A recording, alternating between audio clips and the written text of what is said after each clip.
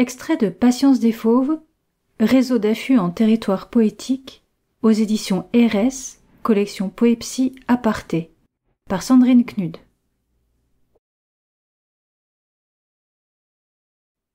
Un sentier, c'est une patience qui ne cicatrise pas. La patience des fauves. La tourbière. Le temps s'enregistre de couche en couche. Lentement, la chronique de la terre et des hommes prend. Pente, froide, humide, froide. Dans mon dos, une armée d'Indiens hauts en peinture de guerre à l'arrêt dans leur timidité.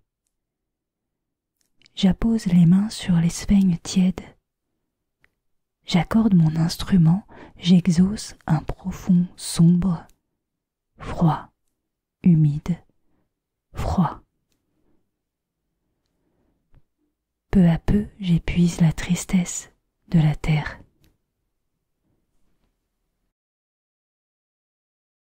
Au sommet de la Margeride. Le granit croustille sous la semelle. Les nuages et le vent se chamaillent la lumière. Les lanières cinglent un visage desséché. Le lièvre gèle dans la besace. Quelques génisses s'abritent au dos des hameaux en contrebas. À marche forcée, le sommet vacille. Extrait du journal de résidence, 1er novembre 2014. Une fin d'après-midi dans la vallée de l'Enfer. J'aurais pu y aller à pied, mais j'ai un petit coup de fatigue et je dois préparer le départ. Alors je conduis à 20 km/h sur une voie assez large pour 2 vélos, à peine pour un véhicule. La terre tombe juste après Saint-Léger-de-Peyre dans un gouffre touffu et rochu. Je me demande si on peut y accéder à pied, mais pour le moment, traverser l'or angélique des hêtraies procure une sensation absolument éloignée de l'enfer.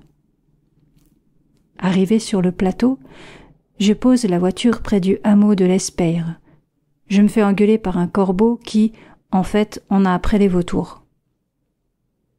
Je me dirige vers le bord du plateau à travers une draille parfumée par le passage récent d'un petit groupe de brebis.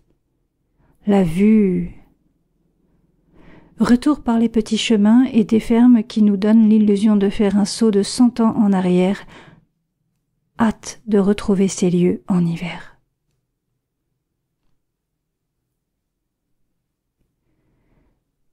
La vallée de l'Enfer. Dans un paysage dépeuplé, les doigts transfusent d'anciennes murs. Le corbeau insulte le ciel et le vautour qui le soutient. La chaleur ne couvre plus les ombres longues. La draille, dans sa largeur, s'engraisse des petites réglisses parfumées des brebis. Ce qui frappe, c'est la vieillesse du lieu, et sa plaie profonde, irritée de loups en cage. 21 janvier, 21h59. L'air sent le flingue froid. L'herbe, en 1000 lunes, se brise sous la botte.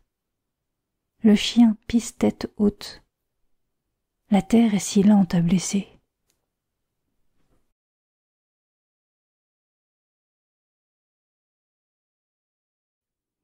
Un doute. J'ai beau gratter le givre sur la page, je ne déchiffre qu'accident sur des barbelés.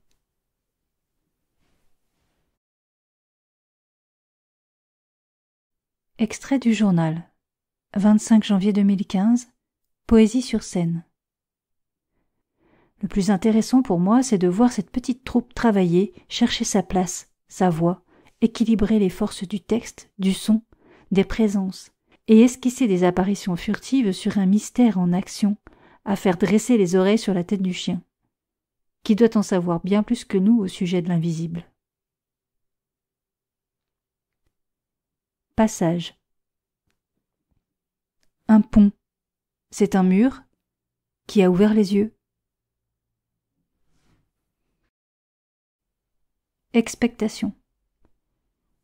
Je suppose que marcher avec ses limaces glissées dans la chaussure, percer le vent des sommets d'un pas froid et dur, embrasser les gens dans leurs cuirasses de clous, dominer, tel l'ermite, des confettis de lumière floue, résoudre un poème par un vers ou deux, basculer sous la poigne qui soulève par les cheveux, être fatigué des journées qui ne pensent qu'à s'obscurcir, de tout masque, voile, cagoule s'affranchir, c'est se laisser inspirer,